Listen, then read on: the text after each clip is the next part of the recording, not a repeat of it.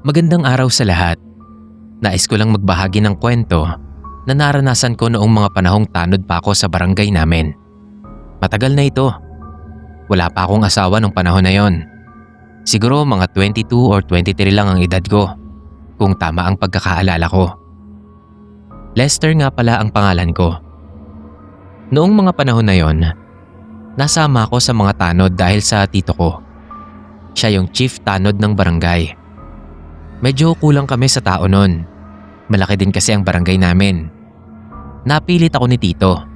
Sakto naman kasing wala akong pinagkakaabalahan nung panahon na yon. Kaya sabi ko, okay na rin siguro ang ganon. At least makakaiwas ako sa mga kakilala kong nagbibisyo at puro trouble ang hanap. Tuwing gabi, nasa outpost kami. At bawat oras, kailangan may rumuronda sa paligid sakay ng mobil. Madalas ako ang driver ng mobil. Kapag walang ginagawa, nasa loob lang kami. Nanonood ng mga pelikula o kaya boxing. Minsan naman kapag madaling araw na, naglalabas yung isang kasama namin ng mga tape niya na puro mga skandal ng mga artista. Nakakatawa lang na isipin ngayon. Mga 6 months na ako sa pagiging tanod nang malaman ko na may lumipat pala nun sa kalapit na paupahan sa amin. Magandang babae. Nalaman ko na kaidaran ko lang siya. Galing daw Maynila. Liligawan ko nga sana yung babae kung hindi lang siya buntis. Lilia ang pangalan ng babae. Mahiyain, tapos madalas pang nasa loob lang ng bahay. Nakikita ko lang si Lilia kapag pumupunta siya sa palengke. Dumadaan kasi siya sa amin at lagi kong naaamoy yung pabango niya.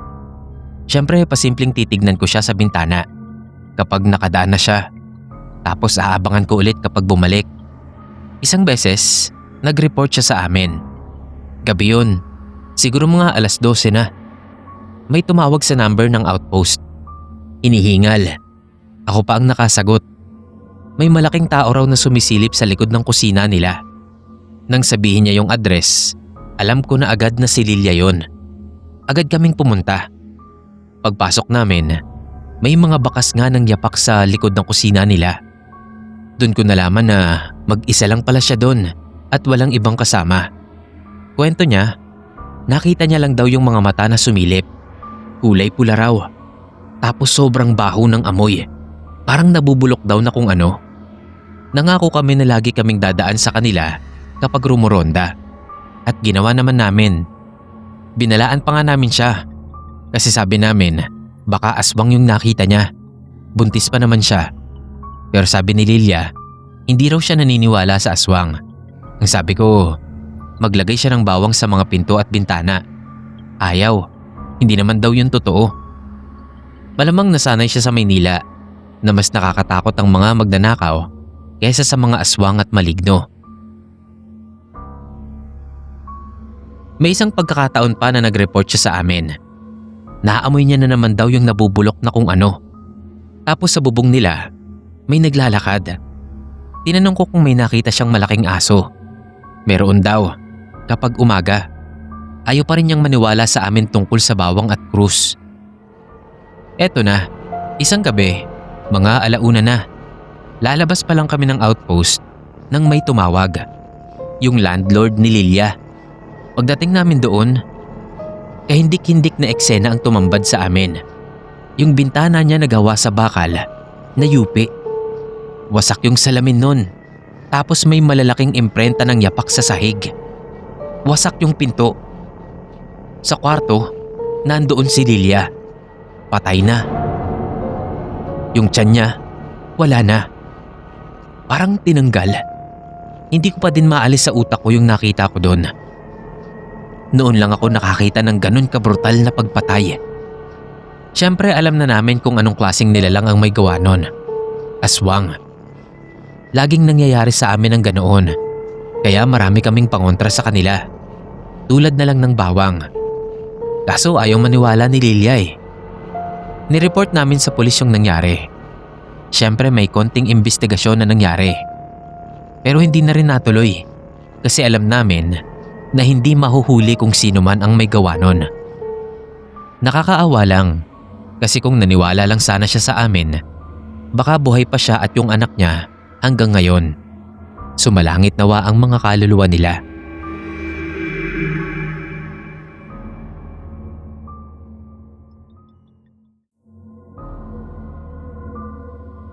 Arnold nga pala.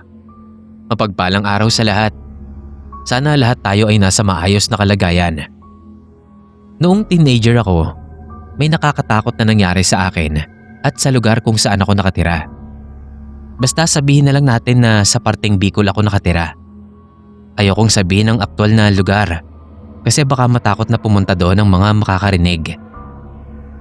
Yung lugar namin, malapit sa bundok. Masasabing liblib siya na barangay. Halos kilala namin lahat ng tao sa amin, kaya halatang halata kapag may bagong lipat. Noong magtayo ng bahay ang isang lalaki malapit doon sa ilog, nalaman agad naming lahat na taga roon.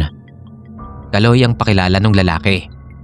Iniwan siya ng anak at asawa niya at gusto niyang lumipat sa lugar namin para magkaroon ng bagong buhay. Natanggap siyang magsasaka sa maisa ni Kano, kaya akala namin normal lang siyang residente. Pagkalipas ng isang taon, may bata na nawala sa amin. Naliligo raw sa ilog yung batang babaeng mag-isa. Iniwan ng mga kalaro. Pagbalik, wala na yung batang babae. Tsinelas na lang daw ang naiwan. Sabi daw, kinidnap. Kaso sino namang gagawa nun? Pwede ring sabihing nalunod, pero walang katawan na nakita. At saka mababaw lang yung parte na yun ng ilog. Hindi rin naman sobrang lakas ng agos. Ang tanging narinig lang daw ng mga bata, ungol ng kabayo. Tapos sigaw ng bata. Yun lang. Mga ilang buwan pa, may nawala na naman na bata. Naglalakad lang daw sa may maisan pa uwi. Tapos hindi na nakita. Ang tanging ebidensya yung mga nahawing tanim na mais.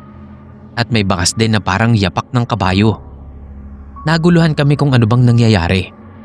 Yung kapitan namin, naglagay na ng curfew. Dapat 9:00 pa lang, wala nang bata sa labas ng bahay. Sa pag-uusap-usap ng mga tao, isa sa mga naging hula namin, baka raw tikbalang yung may gawa. Base na rin sa mga narinig at nakita sa pinangyarihan. Ang mga tikbalang pa naman, kilala bilang mga nilalang na mahilig sa mga batang babae. Ang sabi, dinadala raw nila ito sa kung saan mang dimensyon nakatira yung tikbalang. Eto na, magkasama kaming 3 magpipinsan.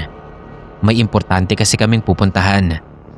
Nang mapadaan kami sa bahay ni Kaloy, nakarinig kami ng ungol ng kabayo. Nagkatinginan kaming magpipinsan. Itinuro ko yung bahay ni Kaloy at nagkatanguan na lang. Ako ang nanguna kasi ako naman ang pinakamatanda sa amin. Walang kuryente pero may ilaw ng kandila. Pagsilip namin sa butas ng kawayan, saktong nagbabagong anyo si Kaloy. Mula sa pagiging kabayo hanggang sa maging tao. Para kaming sinilaban sa puwet. Nagsitakbuhan kami pabalik. Nagsumbong kami syempre. Nung puntahan ng mga pinagsumbungan namin yung bahay ni Kaloy, wala na siya. Hindi na siya bumalik sa bahay na yon. 4 na taon ang lumipas. Nakabalik din yung 2 batang babae na nawala. Basta natagpuan na lang sila sa gilid ng ilog. Walang malay. Parang hindi nga sila tumanda. Yung dati pa rin ang itsura nila. Kapag tinatanong sila kung saan sila galing, hindi sila makapagkwento. Iba yung takbo ng isip nila. Para silang mga batang walang muwang sa mundo. Ang sabi ng matatanda, baka dinala ng tikbalang dun sa mundo nila at pinaglaruan. Nakakatakot isipin. Sa pagkakaalam ko, hindi na gumaling pa yung 2 bata na yon. Patay na sila ngayon. Yung isa, natuklaw daw ng ahas sa gubat. Yung isa naman, natulog tapos hindi na nagising. Ang lungkot lang isipin na 2 inosenteng bata pa ang nasira ang buhay dahil sa tikbalang na yon.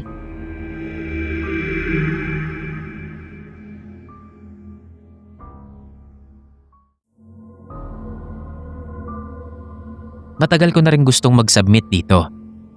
Kaso laging nauunahan ng mga ginagawa sa trabaho. Pero eto na, nagkaroon din ng libreng oras. Mike nga pala, Tubong Masbate. Fan na fan ako nitong channel. Simula pa nung irekomenda ito sa akin ng isang kaibigan. Sabi niya magandang pamparelax daw ang mga ganitong story. At totoo naman. Kapag wala akong ginagawa sa gabi, ito ang isa sa mga pinakikinggan ko.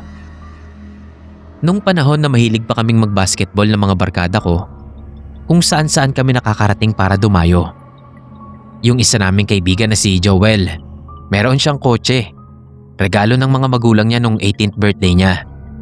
Yun lagi ang gamit naming pang-service sa mga dayo. May pusta lagi syempre. Lowest na ang 5K. Tapos minsan, umaabot pa yan ng 50K. Lalo na kung may gustong makibangka sa amin.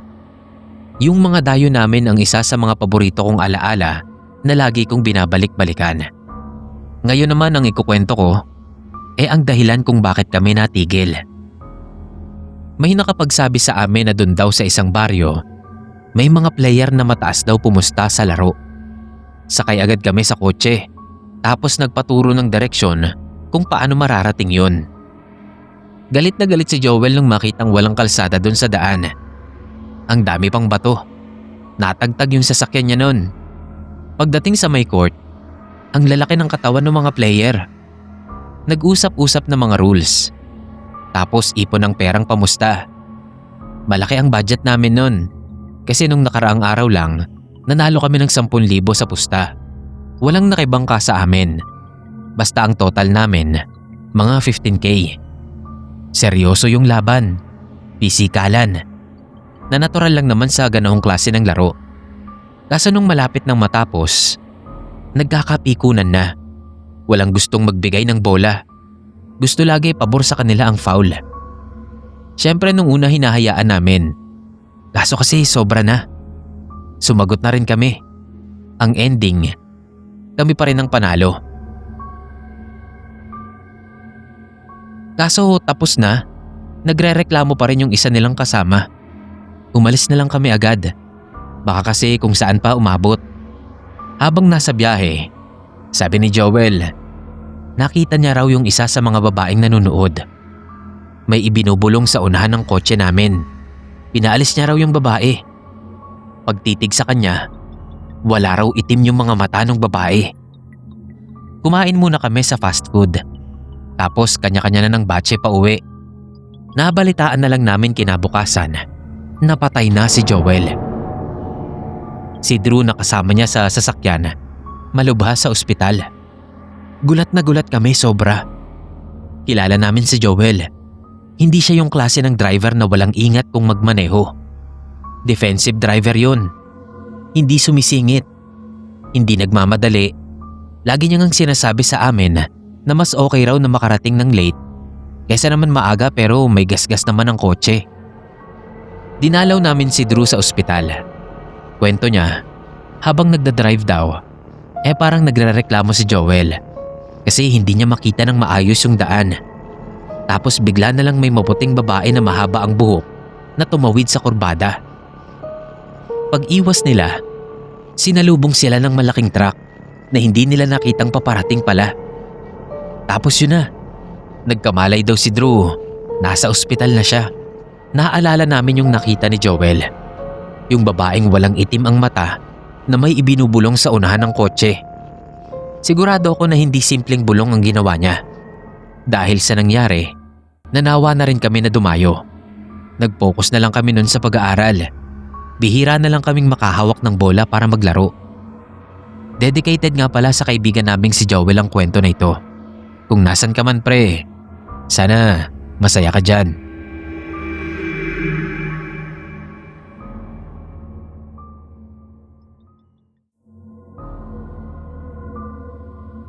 Maylin po ang aking pangalan. Masaya ako kasi natupad din yung promise ko sa sarili ko na magpapasa rin ako ng kwento rito.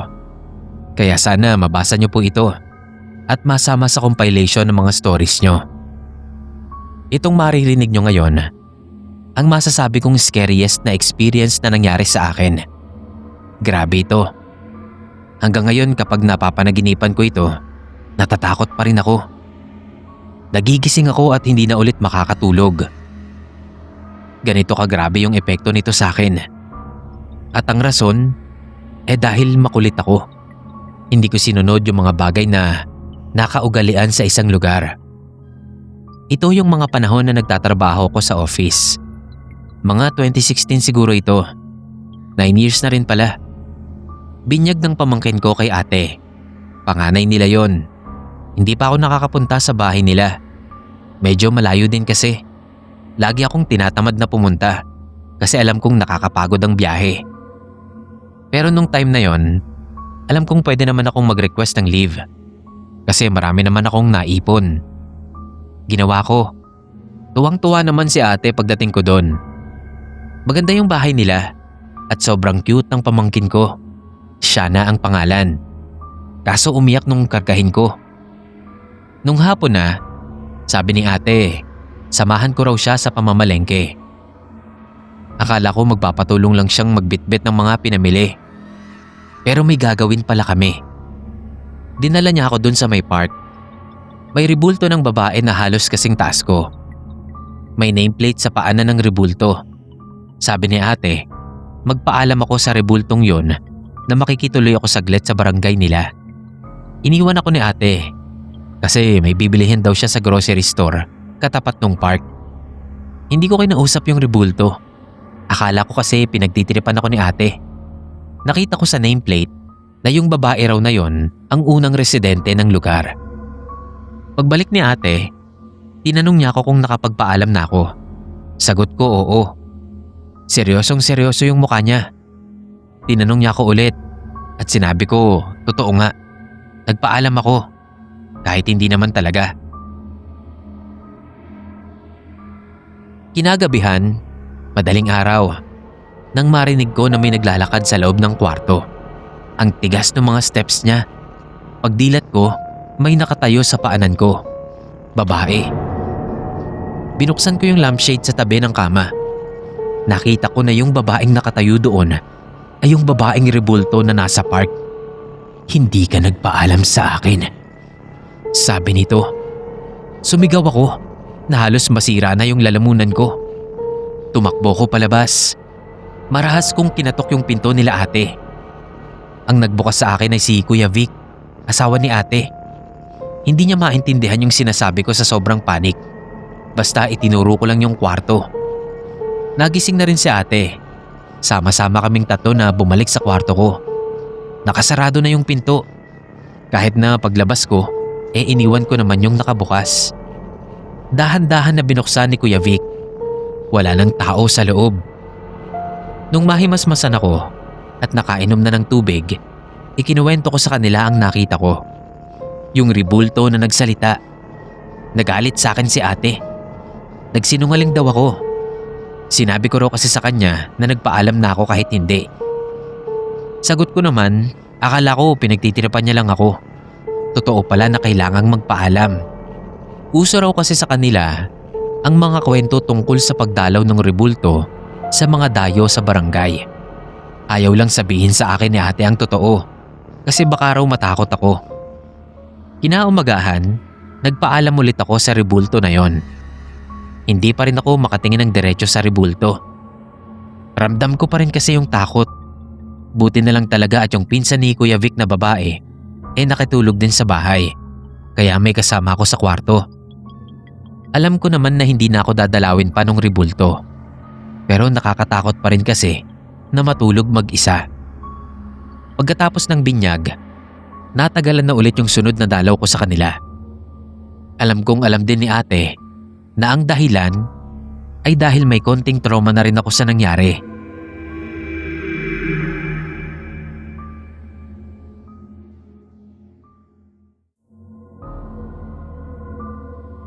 Baste ang pangalan ko. 38 na ako ngayong taon. May asawa at 2 anak. May ibabahagi akong kwento na nangyari noong panahon na wala pa akong asawa at simpleng pedicab driver pa lamang ako sa lugar namin. Noon ko pa dapat shinare itong kwento na ito, kaso lagi kong nalilimutan. Nasa early 20s siguro ang edad ko noon. Wala rin kasi akong mahanap na maayos na trabaho. Kasi nga tumigil ako sa pag-aaral. Meron namang mga racket na nasasabitan, pero hindi permanente. Kapag walang racket, ginagamit ko yung pedicab na service namin sa bahay Tanghali. Nakatambay ako noon sa arko ng welcome ng barangay namin. Kumakain ng ice cream kasi ang init ng panahon. May tumigil na sasakyan. May lumabas na 3 lalaki. Akala ko mga militar kasi yung suot nila kakaiba. May mga bulsa sa dibdib at belt. Tapos may kakaibang mga gamit. Tinanong nila kung alam ko raw kung saan matatagpuan yung malaking bukal sa gubat. Sabi ko oo, madalas kaming maligo doon. Tinanong kung pwede ko raw silang samahan doon sa bukal. Tumango ulit ako. Nagpakita kasi ng malaking halaga ng pera yung kumausap sa akin. Nung panahon na yon, kapos na kapos din ako sa budget. At kahit siguro 1,000 lang papatusin ko yun. Pero mas malaki ang ibinigay. Imbis na yung pedicab, nanghiram ako ng bisikleta sa bahay ng kaibigan ko. Diretso kami sa bundok. Merong parte doon kung saan hindi nakasya yung dala nilang sasakyan. Iniwan nila yon. Naglakad kami. Ang dami nilang dala. Meron pang parang plato na nakadikit sa mahabang bakal. Nilalagay nila ito sa lupa at tumutunog. Doon ko naisip na baka gold hunters yung mga yon. Sa lugar kasi namin, urban legend na ang tungkol sa mga Hapon na nagtago raw sa bundok at nung malapit ng matalo ay itinago nila lahat ng mga ninakaw nilang ginto sa kung saan. Wala pa rin nakakahanap ng ginto na yon. Pagdating namin, itinuro ko sa kanila yung bukal. Binayaran ako ng isa. Sobra yung ibinigay. Ang sabi sa akin, basta raw wala akong pagsasabihan. Tinanggap ko yung pera at saka umuwi na. Kinagabihan nung araw na yon, nabalitaan ko na may nadaanan daw si Manong Dennis dun sa bukal. Naintriga ako kung anong nangyari. Kaya sumama rin ako sa mga taong gustong makita kung ano yung nandun. Naabutan namin si Kapitan at yung mga tanod. Nakatakip ang ilog. May 3 kasing patay na tao sa gilid ng bukal. Pagtingin ko, sila yung mga gold hunters na sinamahan ko. Yung isa, butas ang tiyan. Yung isa, hati ang katawan. At yung huli, nakasabit sa puno. Walang mata at ilong. Habang naglalakad kami pabalik, sabi ni Kapitan sa amin, marami na raw nagtangkang hukayan ng ginto na nandoon, malapit sa bukal. Pero laging napapahamak ang mga taong yon. Sa pagkakaalam niya raw kasi, merong nilalang na nagbabantay sa mga ginto. At sino mang sumubok na humukay doon, ay pinaparusahan ng nilalang. Medyo nakonsensya ako sa nangyari. Pero saglit lang naman. Alam ko naman na hindi ko kasalanan ng nangyari. Ilang taon pa ang lumipas, may nangyari ulit na ganon. Hindi ko aktwal na nakita, pero nabalitaan ko lang. Ang ginawa ni Kapitan, pinalagyan niya na ng harang yung palibot ng bukal para wala na ulit magtangka pa na maghukay ng ginto doon.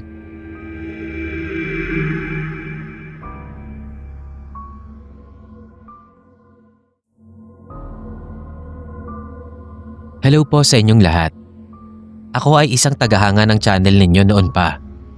Loyal na listener. Kayo talaga ang pinapakinggan ko sa YouTube. Kaya kapag wala kayong upload, nangihina talaga ako. Joke lang. Pero totoong malungkot ako kapag walang bagong video. Anyway, sana magustuhan nyo itong kwento ko. Arlene ang pangalan ko. May isang anak. Joanna naman ang pangalan ng anak ko. Babae. At din naman ang pangalan ng asawa kong nagtatrabaho bilang isang teacher sa isang elementary school dito sa amin. Ako naman, nagbebenta ng mga processed food sa bahay. Tocino, hotdog, siomai, para na din may ekstrang kita. Mga mid-2017, nung may lumipat na babae sa harap ng bahay namin. Sa kabilang kalsada, halos kaedad ko lang. Ang pangalan niya, Nerissa. Mag-isa lang sa buhay. Walang asawa, walang anak. Saka lang namin nalaman na kaya pala siya lumipat ay dahil byuda na siya. Na-aksidente raw sa trabahong construction ng asawa niya. Dead on the spot. Dito siya lumipat sa amin para makalimot. Malaki naman daw ang nakuha niyang compensation galing sa kumpanya na pinagtatrabahuhan ng asawa niya. Naging kaibigan ko si Nerissa. Medyo nalungkot din kasi ako nang malaman ko na ganun pala ang sitwasyon niya. Lagi ko siyang iniimbita sa bahay. Kung ano-ano lang ang pinag-uusapan namin. Nung makita niya si Joanna, pinisil-pisil niya yung pisngi ni Joanna at sinabihang sobrang taba raw nito. Ingatan ko raw para laging malusog at huwag pumayat ang anak ko. 6 years old na noon si Joanna. Akala ko wala lang yon. Pero kinagabihan, dun ko nalaman na may mali ata sa ginawa ni Nerissa. Nagkasakit ng mataas si Joanna. Ang init. Akala ko dahil lang nabasa siya nung biglang umulan. Pero ilang araw na, hindi pa rin gumagaling. Doon na nagsimulang pumayat si Joanna. Dinala namin sa ospital. Akala namin malubhang sakit ang dumapo sa kanya. Sabi ng doktor, wala raw silang nakitang iba pang komplikasyon. Simpleng lagnat lang daw yon. Wala akong dapat na ipag-alala. Dahil sa gamot, gumaling naman siya. Umuwi kami. Tapos balik na naman yung lagnat ni Joanna kinagabihan. Nakita ko na halos doble na nung timbang niya yung nawala sa kanya. Awang-awa ko sa anak ko. Kasi hindi namin alam kung anong nangyayari. Wala kaming choice kundi dalhin ulit sa ospital si Joanna. Ganun lang ulit ang sinabi ng doktor. Normal na lagnat lang daw yung nararamdaman ng anak ko. Nagpasya ako noon na sumubok sa isang manggagamot. Karga-karga ko noon si Joanna nang pumasok kami sa bahay ng manggagamot. Noon, hindi ko yun kayang gawin kasi malusog talagang bata si Joanna. Pero dahil nga sa nangyari sa kanya, sobrang gaan niya na. Kita ko na yung buto sa balikat at daliri niya. Pagpasok pa lang namin, sinabi na agad ng manggagamot na nabati raw ang anak namin. Tinanong niya kung meron daw bang matanda na kumausap kay Joanna o kaya naman ay byuda. Naalala ko ang sinabi ni Nerissa. Ikinuwento ko yon sa albularyo. Sabi niya, yun daw ang dahilan ng bati. Malamang na hindi naman gustong gawin yon ni Nerissa. Pero kapag byuda raw kasi, ay may kakaibang kapangyarihan ng salita nito. Sabi ng albularyo, kaya raw pumatay ng isang byuda gamit lang ang salita. May mga ipinahid na lana yung manggagamot kay Joanna. Tapos hinipan siya sa noo. Nagdasal saglit. At ang sabi niya sa amin, wag daw muna naming palapitin kay Joanna yung byuda. Nang makauwi kami, gutom na gutom si Joanna. Naubos niya lahat ng inilagay namin sa mesa. Natuwa naman ako noon kasi ibig sabihin lang noon ay magaling na si Joanna. Kakausapin ko sana si Nerissa. Kaso nalaman ko na umalis na rin pala ito. Malamang na naramdaman din niya na nabati niya ang anak ko at baka magalit kami sa kanya.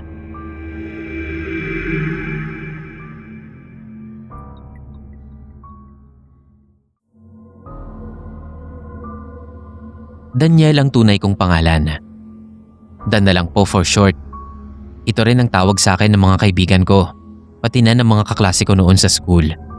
Unang-una, gusto ko lang magpasalamat sa channel ninyo. Kasi isa kayo sa dahilan kung bakit nasusurvive ko ang trabaho ko buong gabi. Secure na ako ngayon, night shift. At ang tanging libangan ko ay ang makinig sa mga nakakatakot niyong kwento. Kaya gusto kong ibahagi itong nangyari sa akin noong sa barangay pa ako nagtatrabaho. Bale, sekretary ako noon sa barangay. Ang office ay second floor ng barangay hall. Para na rin akong assistant ng kapitan. Halos lahat ng paperwork sa barangay, ako ang gumagawa. Nung panahon na yon, malapit sa isang college ang bahay namin. Nagtayo si Papa sa tabi namin ng paupahang bahay kung saan pwedeng rentahan ng mga estudyante ang kwarto. Madalas mga college students ang mga bed spacer namin, pero meron din namang hindi. Nung panahon na yon, may umupa sa amin na albularyo. Hindi namin alam nung una. Akala ni Papa simpleng negosyante lang si Manong. Marami kasi siyang dalang alahas at sabi niya ibinebenta niya raw ito. Pero kalaunan, umamin siya sa amin. Albularyo daw talaga siya. Arnold ang pangalan ni Manong. At napatunayan niya naman yon sa dami ng ginawa niyang himala sa barangay namin. Naalala ko dati, tinuruan niya kami kung paanong manghuli ng duwende. Meron kasing basketball court sa lugar namin na sa tuwing may tumatambay dun sa stage ay laging may napaglalaruan. Sabi ni Manong Arnold, may duwending itim daw dun. Pinuntahan namin yung court. May inilabas siyang chalk na kulay pula. Tapos gumawa siya ng bilog. Naglagay siya ng kung anong pagkain sa gitna. Tapos nagdasal. Mga isang oras, may narinig kaming nagsasalita ng matinis. Merong kumakain ng pagkain sa gitna ng pulang bilog. Sabi ni Manong Arnold, yun na raw yung duwende. Ikinulong niya yon sa garapon. Invisible siya. Pero makikita mo na may prints ng kamay sa salamin ng garapon. Sabi ni Manong, aamuhin niya raw yung duwende na yon at gagawing alaga. Nung bago umalis sa barangay namin si Manong Arnold, kulang siya ng bayad sa renta. 2 months din yon. Ang ginawa ni Papa, nilibre niya na lang si Manong. Bago siya nagpaalam sa amin, kinausap niya kami. Sabi niya sa akin, May 21 daw. Sa second floor ng barangay hall namin. Magkakasunog. Wag daw akong pumasok. Kung ibang tao siguro ang nagsabi nun sa akin, hindi ako maniniwala. Pero dahil si Manong Arnold siya, sumunod ako. Tong May 21 ng umaga, nagpaalam ako kay Kapitan na hindi muna ako papasok kasi masama ang pakiramdam ko. Buti na lang din talaga at nagdesisyon din siyang wag nang pumasok. Pati yung ibang kagawad ay may ginawa din nung araw na yon. Walang tao sa second floor. Tanghali na nang malaman namin na nasusunog yung second floor. Sabi sa investigasyon, faulty wiring daw. Malamang na may nabakbak na wire at yun ang naging dahilan para magkasunog. Buti na lang talaga at walang tao. Buti at nasabihan ako ni Manong Arnold. Sa ngayon, wala na kaming balita kay Manong. Huling paalam niya sa amin, uuwi raw siya sa Visayas. Babalik na lang daw siya kapag may kailangan ulit siyang gawin dito sa amin.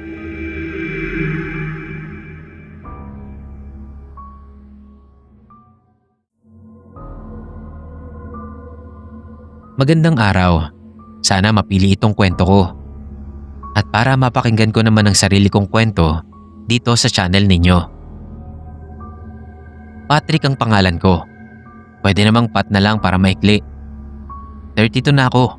May asawa at 2 anak. Dito na kami ngayon sa Bulacan nakatira. Yung magulang kasi ng napangasawa ko mga negosyante. At after naming ikasal, kinuha niya ako na assistant sa negosyo. Okay naman kami dito. Maayos ang buhay at walang gaanong problema. Noong kakagraduate ko pa lang ng high school, ang unang naging trabaho ko noon ang maging kargador sa palengke. Hindi rin kasi ako katalinuhan noon. Kaya sabi ko sa sarili ko, magtatrabaho na lang muna ako. At saka ko na lang kako iisipin kung anong gusto ko sa hinaharap. Malakas naman ang pangangatawan ko. Patak ako noon sa paglalaro ng basketball. Kaya bagay din naman sa akin ang pagiging kargador. May naging matalik akong kaibigan sa palengke. Tomas ang pangalan. Mas matanda siya sa akin ng 5 taon. Siya na rin ang naging tagapagturo sa akin ng mga kailangan kong matutunan sa palengke. Tuwing Biyernes ng gabi, laging may inuman sa kanila. Ako lang ata ang laging present, kaya kami yung naging close sa isa't isa. Mabait si Tomas, pero may ugali siya na laging nagpapahamak sa kanya. Ang hilig niya sa babae. Lahat ata ng tinderang single doon sa palengke namin ay naging kasintahan niya na o kaya textmate. Kahit mga customer sinusubukan niyang lapitan at kausapin. Kahit yung mga hindi naman interesado. Hindi siya sumusuko. Kahit ayaw sa kanya, talagang gagawin niya ang lahat para makuha ang number ng babae. Minsan nga ako na lang ang umaawat para matapos na. Isang hapon, nakahanap ng katapat si Tomas. May magandang dalaga na mahaba ang buhok at maputi. Nasa tindahan siya ni Aling Sheena. Bumibili ng isda. Nilapitan agad ni Tomas. Halatang dayo yung babae kasi first time naming makita siya doon. Medyo lumapit ako para kung sakali maawat ko agad si Tomas kung sakaling hindi siya gusto ng babae. Hinuwakan ba naman agad ni Tomas yung balikat ng babae tapos kinamayan? Halatang natakot tuloy yung babae. Namutla tapos hindi nakapagsalita. Aawatin ko sana nang may lumapit na matandang babae. Nanay pala nung dalaga. Kinurot niya si Tomas sa balikat. Tapos yung tingin para na siyang papatayin. Todo dispensa naman si Tomas. Nakikipagkaibigan lang naman daw. Sa puntong yon, biglang may ibinulong yung nanay. Alam ko kahit si Tomas, hindi narinig yung sinabi ng nanay. Natulala lang si Tomas. Tapos biglang hinipa ng nanay yung mukha ni Tomas. Doon na ako lumapit. Naisip ko, baka kasi mabad trip si Tomas at kung anong magawa niya. Ako na ang humingi ng dispensa sa nagawa ni Tomas. Tapos hinila ko na siya pabalik sa pwesto namin. Napuwing daw siya sa pag-ihip ng nanay. Ang hapdi daw sa mata. Makailang beses siyang naghugas pero hindi pa rin naaalis. Kinabukasan, hindi pumasok si Tomas. May sakit daw. Siyempre pinuntahan ko. Nagulat ako pagpasok ko ng bahay nila. Magang-maga yung mukha ni Tomas. Para siyang binugbog ng 10 lalaki. May tumubo rin na malaking tigyawat at lumalabas dito ang kung anong kulay puting likido. Habang lumilipas ang araw, ay unti-unting nabubulok yung mukha ni Tomas. Natutuklap yung balat niya at pati yung ilong niya nangitim tapos natanggal. Sinubukan pa namin siyang dalhin sa manggagamot pero wala na ring nangyari. Ang sabi, hindi na raw kayang gamutin pa ang ganoong katinding sumpa.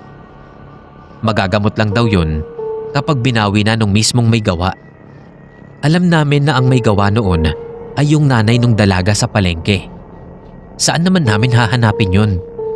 2 taon ding naghirap si Tomas. Wala na ako sa pagkakargador nang mabalitaan ko na patay na si Tomas. Basta raw hindi na siya nagising sa higaan. Magsilbing aral na rin sana ito sa mga tagapakinig natin dyan. Mag-ingat sa mga taong pinagtitripan natin, lalo na kung hindi natin sila kilala. Salamat.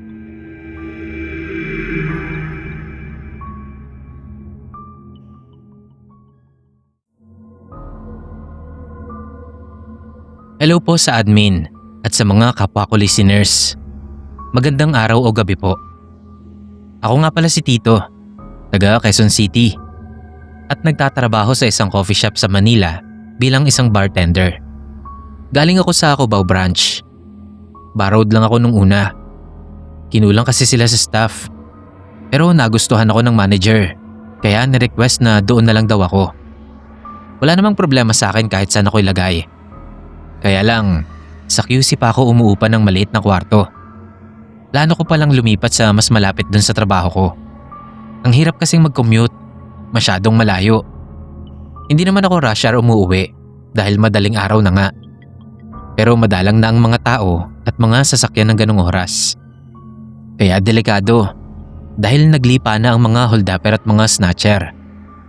Mahal naman mag-grab, lalo na ang taxi. Maraming mapagsamantalang driver sa daan Kung di ka marunong sa metro, siguradong nataga ka na sa presyo. Pero wala ka namang magawa. Sasabihin lang sa'yo, di sa iba ka sumakay. Okay lang yun kung hindi ka nagmamadali o matsyempong rush hour. Pero pag kailangan mo talagang mag-taxi, wala kang magagawa kundi patusin na lang. Kagaya na lang nung gabing yun. Kalakasan ng ulan. Maaga kaming nagsara kaysa sa usual. Wala na din kasing tao. Dahil sino ba namang magkakape sa labas ng ganong kasamang panahon? Nangihinayang pa sana ako kasi undertime pa yon. Pero okay na din kasi bumaha pa. Mag-aalas 12 na yon at mangilan-ngilan na lang talaga ang mga tao sa daan. Nakasilong ako sa waiting shed. 3 lang kami doon. Yung 2, magjowang lesbian.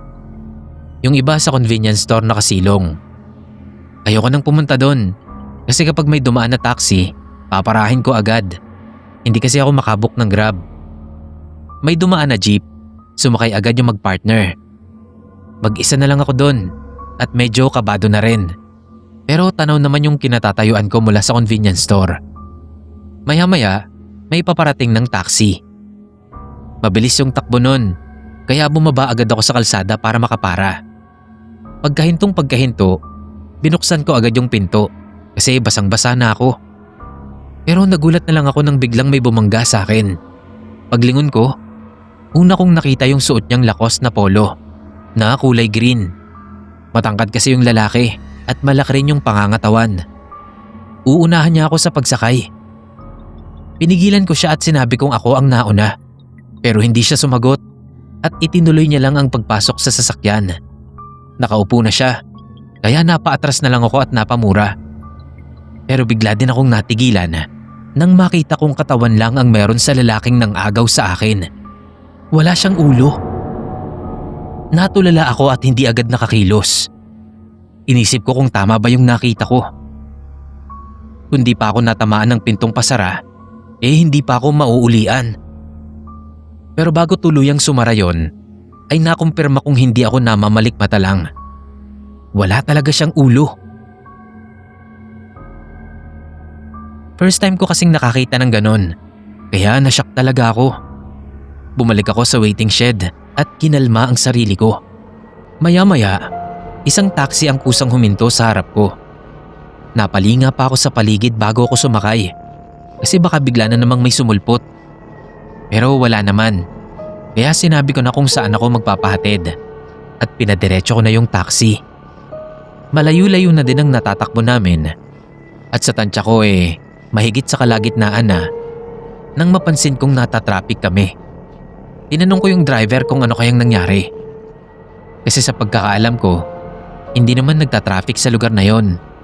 Tapos alanganing oras pa. Sabi ng driver, natatanaw daw niya na may aksidente. Parang taxi na sumampa sa Center Island. Mabagal ang usad. Pero maya-maya lang, natanaw ko na din yung taxi. Bigla akong kinabahan. Parang yun yung taxi na sasakyan ko dapat. Sinabihan ko yung driver na magminor pag nasa tapat na kami. Kasi natatanaw ko yung lalaking nakalungay-ngay sa gawin ng passenger seat. Saktong nasa tapat na kami. Bigla akong gininaw ng gusto. Hindi dahil basa ako o naka-aircon ng taxi. Kundi kinikilabutan ako at nanlalaki ang ulo. Yun nga yung taxing una kong pinara at yung lalaking walang ulo na inunahan ako sa pagsakay. Tanda ko yung damit niyang polo shirt na green dahil yun nga lang yung nakita ko sa kanya. Napaantanda ko at napabulong ng pasasalamat.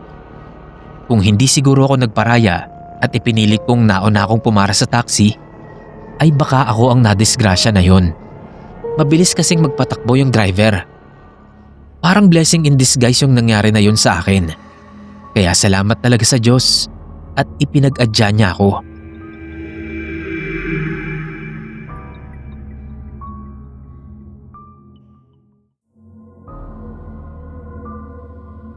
Magandang gabi po sa lahat ng sumusubaybay dito. Fermin po ang pangalan ko. Isa akong taxi driver. Matagal na akong nakikinig sa mga kwento dito. Madalas kapag bumabiyahe ako ng gabi para hindi ako antukin. Pero kapag may pasahero, hinihinaan ko lang o kaya pinapatay muna. Hindi naman kasi lahat matapang at kayang makinig ng mga katatakutan. Hindi naman matatakutin, pero minsan ay nakakaramdam din ako ng kilabot. Lalo na kapag ang napakinggan ko ay tungkol sa mga multo. Hindi pa ako nakakakita. Pero minsan may mga pasahero ko na iba ang pakiramdam ko.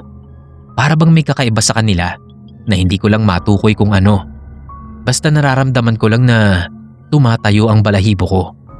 Pero syempre, hindi ko naman ipinaparamdam sa kanila na medyo natatakot ako sa kanila.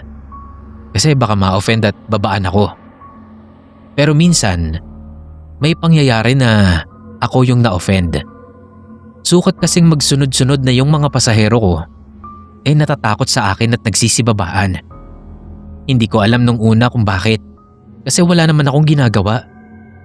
Maayos naman ang itsura ko at magalang naman ako sa mga pasahero. Matagal-tagal na ring nangyari ito. Hindi pa ganon ka-in-demand ang mga Grab. Kaya wala pa kaming ganong kalaban. Ordinaryong gabi lang yon. Araw ng Biyernes. Noong medyo maaga pa, maganda ang pasada ko. First Friday kasi at maraming nagsisimba sa Quiapo, kaya maraming pasahero. Pero nung gumabi, nagsimula na akong alatin. Ang huling pasahero ko noon nagpahatid sa Valenzuela. Mula doon ay nagpaikot-ikot ako. Wala akong makuhang pasahero. Ang una sana nadaanan ko sa BBB. Pasado 11:00 na yon. Matandang babae yung pumara. Paghinto ko, ibinaba ko yung bintana. Itatanong ko muna sana kung saan siya kasi may mga bagahe siya. Yumuko siya tapos biglang napigilan sa pagsasalita. Nanlaki yung mga mata, sabay atras. Nagtaka ko. Nung tinangka kong sumilip, lumayo siya. Binitbit yung mga kahon niya. Hinayaan ko na lang at iniwanan. Sumunod naman ay sa monumento. Pinara ako ng mag-asawa. Sa balintawak lang daw. Binuksan ko na yung pinto para maisakay sila. Unang papasok yung asawang buntis. Pero bigla na lang umatras palabas. Sabay sigaw pa. Nauntog pa tuloy. Nagulat ako. Ganon din yung asawa niya. May sinabi yung buntis. Tapos napatingin sa akin yung lalaki. Lalapitan sana ako ng lalaki. Pero bigla siyang hinila ng buntis. Takot na takot. Bababain ko sana para itanong kung anong problema nila. Pero nakaagaw na kasi ng pansin sa ilang mga tao doon yung naging reaksyon ng babae. Napatingin sila sa akin. Kaya hindi na ako bumaba at umalis na lang. Napipikon na ako. Hindi ko alam kung anong trip ng mga taong yun. Kung ano bang sukat ikatakot nila sa akin. Napatingin tuloy ako sa rearview mirror. Normal naman ang itsura ko. Bakit parang mga nakakita ng multo? Natigilan ako. Pasimple akong luminga sa loob ng taxi. Baka may kung ano silang nakikita na hindi ko nakikita. Pero parang sa akin naman kasi sila nakatingin. Ano ako, multo? Pangatlong pasahero ko sana sa may avenida. Babae. Sa forma pa lang, mahuhulaan mo na ang trabaho. Pagka para sa akin, sabay sa kanya. Sa Malate daw siya. Pinaandar ko na agad bago pa magbago ang isip. Mukhang mainit ang ulo. Walang pakialam na nagsindi ng sigarilyo. Pagbuga niya ng usok, napatingin siya sa salamin. Nakita kong nanlaki yung mga mata niya, sabay dukwang sa akin. Tapos biglang nagmura at sumigaw ng para. Biglang preno ko na ikinasubsob naming pareho. Pagbukas ng pinto, nagtatakbo yung babae. Nasa Santa Cruz pa lang kami noon. Napamura na din ako sa sobrang bad trip. Hindi ko alam kung anong nangyayari. Gagarahin na lang kako ako. Pagdating sa stoplight ng Kalaw, nakahinto na ako. May matandang lalaking nakatayo sa gilid. Pinara niya ako. Hindi ko na pinagbuksan. Baka kagaya din ng tatlong nauna Pero kinatok ako ng kinatok. Pinagbuksan ko para sabihing hindi na ako magsasakay. Napatigil siya at nakatingin lang sa akin. Tapos sabi kung pwede ko daw siyang ihatid sa Malibay. Malapit na ang operator ko doon kaya pumayag na rin ako. Mukhang hindi naman natakot Patingin-tingin siya sa akin sa salamin. Pagdating sa Buendia, nagsabi siya kung pwedeng ikaliwa ko. Doon daw kami dumaan. Mapapalayo ako pero sige na lang kako. Nang makarating na kami sa lokasyon niya, sinabihan niya ako na hubarin at sunugin ang mga damit ko pagdating ko sa bahay. Dahil nakita daw niya akong walang ulo. Malayo na yung matanda pero hindi pa rin ako makaalis doon. Nangilabot ako. Nakaramdam ako ng takot. Kaya siguro ganun na lang ang reaksyon ng mga nauna kong pasahero. At ayaw nilang makisakay ay dahil iyon ang nakita nila. Na wala akong ulo.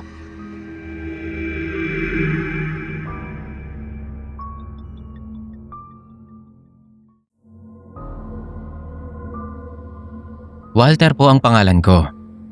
Hindi ako matatakotin at hindi ako mapaniwalain sa mga multo-multo.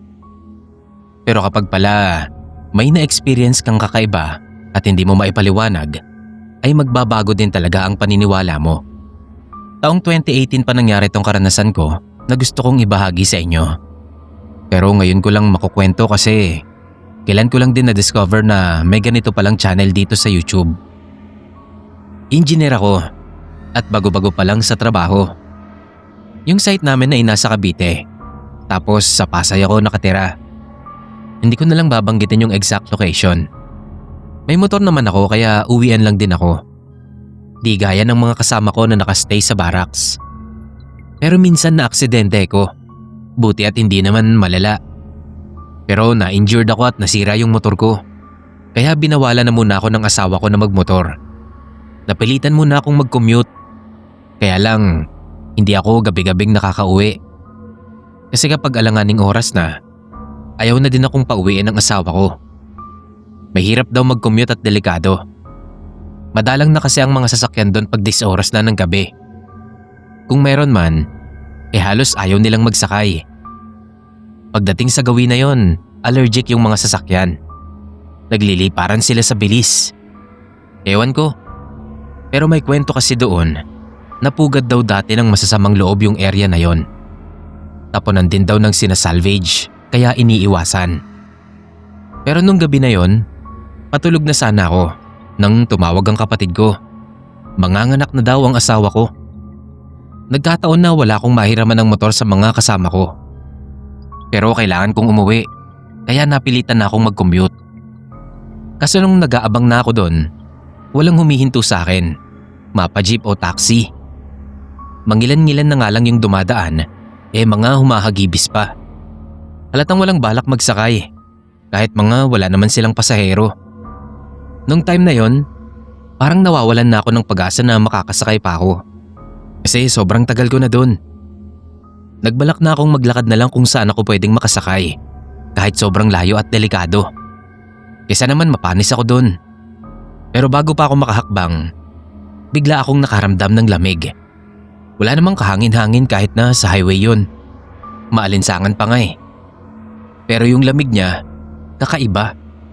Yung tipong nakakaginaw talaga at nanunuot sa balat. At biglang-bigla lang, sa tagal kong nag-aabang ng oras na yun kung kailang maglalakad na ako, saka ko pa naramdaman. May paparating na taxi nun. Hindi na ako umasang hihintuan ako. Pero sinubukan ko pa rin.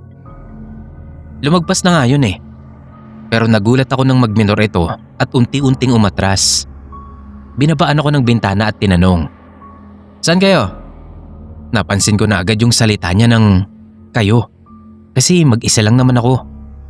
Pero baka paggalang niya lang yon. So sinabi ko kung saan.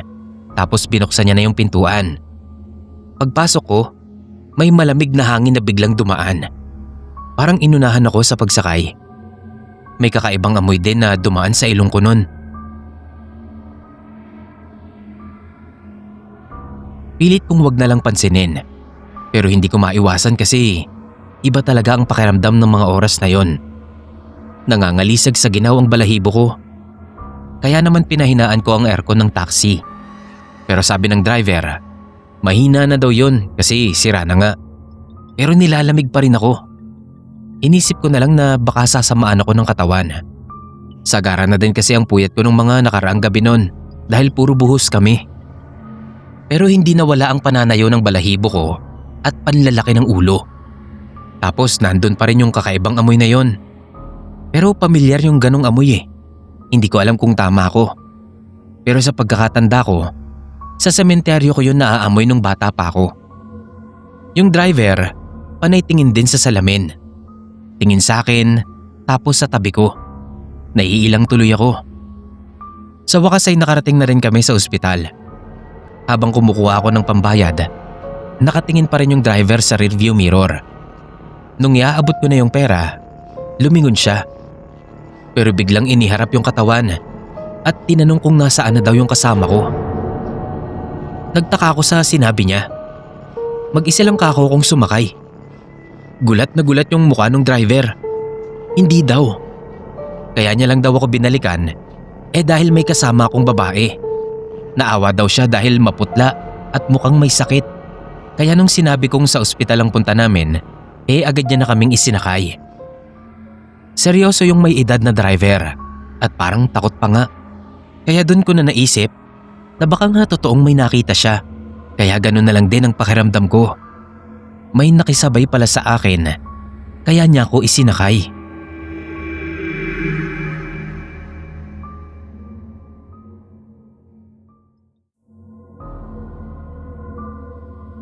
Hello sa admin at narrator.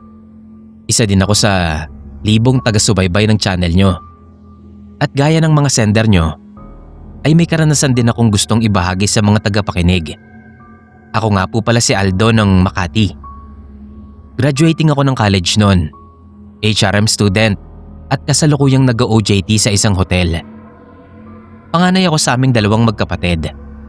Yung mother ko, public elementary teacher. Tapos yung father naman namin, dating OFW. Pero hindi na nakabalik sa abroad. Dumito na lang nung magsimulang humina ang katawan. Medyo sakitin kasi talaga siya Pero kasi ayaw niya nang walang ginagawa. Kaya nag-decide siyang i-convert sa taxi yung kotse niya. By the way, matagal na nga palang nangyari to. Hindi pa uso yung mga TNVS. Sa ngayon kasi nakagrab na si Papa.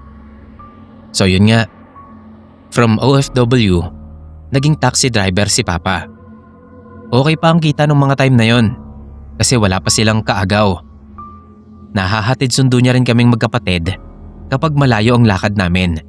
Tapos kumikita pa siya kasi sarili niya naman yung taxi. Salamat sa Diyos nga at nung mga panahon na yon ay wala naman siyang na-encounter na kahit anong aksidente. Maingat naman kasing magmaneho ang father ko at disiplinado pa. Pero ako, may experience ako doon sa mismong taxi niya na hindi ko makakalimutan hanggang ngayon. Ginabi ako ng uwi noon mula sa hotel. Nagpatila kasi ako ng malakas na ulan. Hindi raw bumiyahe si Papa noon, pero hindi na ako nagpasundo kasi baka tumirik lang siya sa baha. Imbes na mga 7 PM pa lang ay nasa bahay na ako, nakauwi ako past 11 na. Pagpasok ko sa gate, nakita ko sa garahe ang taxi ni Papa. Alam ko namang hindi siya bumiyahe, kaya lalagpasan ko na lang sana yon at papasok na sa bahay. Nang bigla akong mapalingon. Nakita ko kasi sa peripheral vision ko na may gumalaw sa gawin nun. Paglingon ko nga, nagulat ako kasi nakabukas yung pinto sa driver's side at nandoon si Papa. Nakaupo at diretso ang tingin. Napalapit ako, tapos tinanong ko kung anong ginagawa niya ron. Gabi na kako. May ilang segundo rin bago siya sumagot ng mahina lang. Sa pagkakaintindi ko, may sira daw yung kotse. Inilahad ko yung kamay ko para magmano sa kanya. Pero tinignan niya lang yon. At sabi marumi daw ang kamay niya. Napatingin agad ako sa kamay niya. Nagtaka ako kasi malinis naman yun. At kahit pa madumi yung kamay niya, hindi niya ginagawang hindi tanggapin yung pagmamano namin. Dahil kailangan daw naming ipakita palagi ang pagrespeto. Importante kay Papa yon. Kaya nagtaka talaga ako nun. Tinanong ko siya kung may problema ba at kung okay lang ba siya. Pero sa halip na sumagot, itinaas niya yung kamay niya na parang itinataboy ako. Sa bayo ko na tila may kinukuha sa ilalim. Nagtataka man, sinunod ko na siya. Pumasok na ako sa loob. Dumiretso ako sa CR para magbuhos. Kasi nabasa ako ng ulan Paglabas ko, siyang labas din ni Mama sa kwarto nila. Nagulat pa siya na nandun na daw pala ako. Hinihintay niya raw ako, pero hindi niya namalayan na dumating na pala ako. Sino daw ang nagbukas sa akin? Kasi na-double lock niya na daw yung pinto at gate. Sabi ko, bukas namang pareho.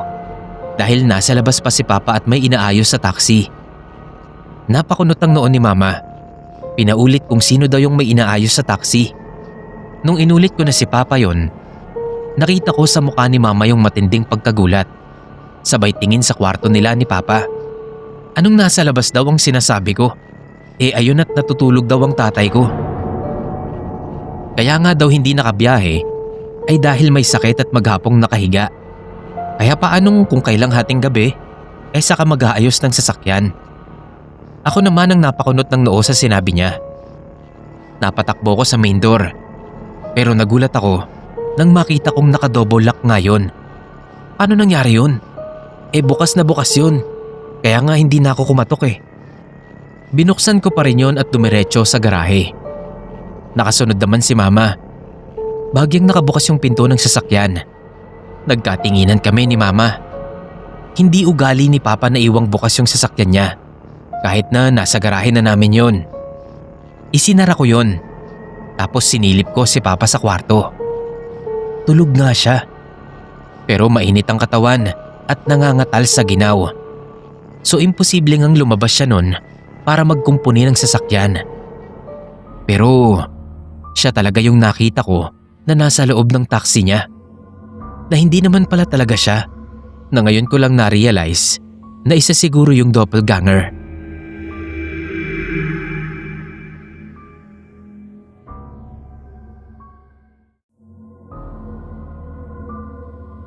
Hello mga kapasta. Emer po ang pangalan ko. Bata pa lang ay avid fan na talaga ako ng mga horror stories.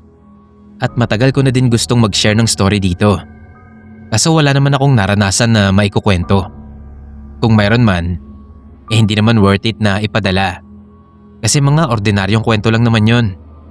Na normal lang din na na-encounter ng mga tao. Gaya ng nakakaamoy ng kandila at bulaklak, may nakikitang mga anino, may sumisitsit, mga ganun ba. Pero may pinsan akong taga Cebu. Anak ng panganay nila Papa. Si Kuya Nante. Sa kanya ako nakakuha ng maikukwento sa inyo. Lumuwas siya dito sa Maynila at sa amin pansamantalang nakituloy. Nagpapatulong siya kay Papa na makapasok ng trabaho habang naghihintay na makapag-abroad. Taxi driver daw siya sa probinsya. Tamang-tama, naghahanap yung operator ni Papa dahil kailangan niya ng karelyebo sa taxing minamaneho niya. Bago siya magsimula sa trabaho kinabukasan, nag-inuman muna kami nung gabi. Kumustahan, balitaan. Tapos nagkwento siya ng mga naging karanasan daw niya sa pagmamaneho ng taxi. Hindi ko lang alam kung 100% na totoo yun ha. Basta share ko lang din sa inyo. Bahala na kayong humusga. So yun nga. Matagal na daw siyang driver doon. Isang gabi, may inihatid siyang pasahero na galing Maynila. Maraming mga daladalahan. Pasalubong daw. At yung iba, pang negosyo. Matapos niyang maibaba yung pasahero, umalis na siya doon. Nag-aagaw na ang liwanag at dilim ng mga oras na yon dahil pasado 6:00 na. Hindi siya umaasang may makukuhang pasahero doon. Hindi man liblib dahil tabing kalsada yon, wala naman daw tao sa kahabaan na yon. Pero nagtaka siya na may isang may edad na lalaki ang pumara sa kanya sa gilid ng daan, sa ilalim ng isang malaking puno. Hinintuan niya yon na agad namang sumakay, hindi pa man na itatanong kung saan pupunta. Nang maisara na ang pinto, saka niya inulit ang tanong. Sagot daw nito ay hindi niya alam ang pupuntahan niya. Basta patakbuhin na lang daw ng diretso at saka niya ituturo kung saan siya bababa. Sa isip daw niya, kapag mamalasin ka nga naman, mukhang may saltik pa ata yung naisakay niya. Naisip niya rin kung may pambayad ba yung tao na yon. Habang binabaybay nila yung daan, napansin niya na maligalig yung pasahero niya. Sige ang ikot ng mata at parang tuwang-tuwa sa mga nakikita sa dinadaanan nila.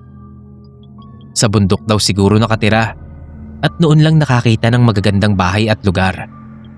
Nasa parting bayan na kasi sila noon. Kaya tinanong niya ulit kung saan ba talaga siya bababa. Pero pagtingin niya sa salamin, noon niya napagmasdan habang nakatagilid ito. Nakamukha ng damit na suot niya ang suot nito. Hindi siya naka-uniforme noon. Asul na plain t-shirt ang suot niya. At noon niya lang din napansin na pareho pala silang naka-plain blue. Tapos pareho din silang naka-black pants at rubber shoes na puti. Bigla siyang napakunot. Parang hindi niya raw napansin kanina na magkapareho sila ng damit noong pasakay pa lang yung lalaki. Napaka-coincidence naman daw. Hindi niya na inalisan ng tingin yung lalaki na yon, na nagkakandahaba ang leeg sa pagtanaw sa labas. Nung mapaharap yun sa kanya, bigla siyang napapreno ng malakas dahil sa pagkabigla. Pareho din daw sila ng buhok. Pero ang mas ikinabigla niya, Kahawig niya yung pasahero. Biglang lingon daw siya para mas makita ito ng mabuti. At hindi nga siya namamalik mata. Kahawig niya talaga yung lalaki. Ang weird lang daw. Pero hindi niya alam kung matatakot ba siya o ano. Hindi siya makasalita. Habang yung lalaki naman ay sige lang sa pagsilip sa bintana. Nagsalita daw siya ng seryoso at tinanong niya ulit kung saan ba talaga siya bababa. Nung sabihin daw nitong ibalik na lang siya sa pinanggalingan nila, para daw gusto niya itong bigwasan dahil sa inis. Pero pinili niya na lang na huminahon. Pinasibad niya ang taxi pabalik sa lugar kung saan niya nga naisa kayong lalaki. Nang makarating doon, mukhang wala pang balak na magbayad yon. Kaya siningil niya. Saglit pa daw yun na tumingin sa kanya bago biglang iniabot ang bayad. Hindi niya napansin kung saan galing. Basta nakita na lang niya na nasa kamay na nito ang pera. Nginitian pa daw siya nung lalaki at kinawayan. Nang makalayo siya doon, napatingin siya sa perang ibinayad nito. At laking gulat niya nang makitang naging dahon yun. Engkanto raw ata yung naisakay niya na gusto lang palang mamasyal. Kaya siguro ginaya yung itsura niya para magmukha itong tao.